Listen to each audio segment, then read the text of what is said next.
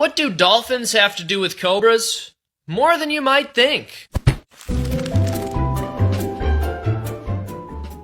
Back in the first years of the 20th century, Delhi, India had a lot of cobras slithering around and upsetting the sensibilities of the occupying British aristocracy. Wanting to reduce the cobra population, they thought, "We should put a bounty on these things. I know. We'll pay people for every severed cobra tail they bring us." But cobras can live and breed without their tails, and it didn't take the locals long to figure out that they could get paid for a severed cobra tail without killing the cobra. Cobra breeding operations started up, and the number of cobras in Delhi actually increased. The results became so infamous that authority-instituted pest control dubbed it the Cobra Effect. And this isn't just about snakes. The French occupation of Vietnam in the early 1900s had a similar problem. Sacre bleu! There's too many rats. We should put a bounty on these things. I know. We'll pay people for every severed rat tail they can bring us.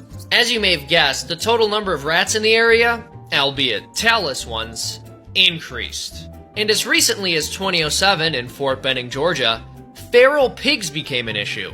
And what was the proposed solution? Bounty, tail. You get the picture. As a result, there were a suspicious number of tailless feral pigs running around. And domestic pigs were also starting to mysteriously lose their tails. It's too bad those societies were so profit-driven. But that's the thing. This isn't about society. It's about us. Which brings me to dolphins. When a group of dolphins were trained to bring the trash and dead seagulls that would end up in their enclosures to their handlers in exchange for a treat for each piece of debris, one of them quickly learned to tear apart each piece of trash and gull to maximize the number of rewards. The other dolphins picked up on the scheme and then took it further, going so far as to hunt gulls and drag in nearby trash just so they could rip them apart to exchange the pieces for rewards. The moral of the story? It's not the intentions behind policy that affects people or animals' behavior. It's the incentives. And no matter the society, or even species, that's always going to be the case. Hey, could you give me a ride? I've got a wedding to go to.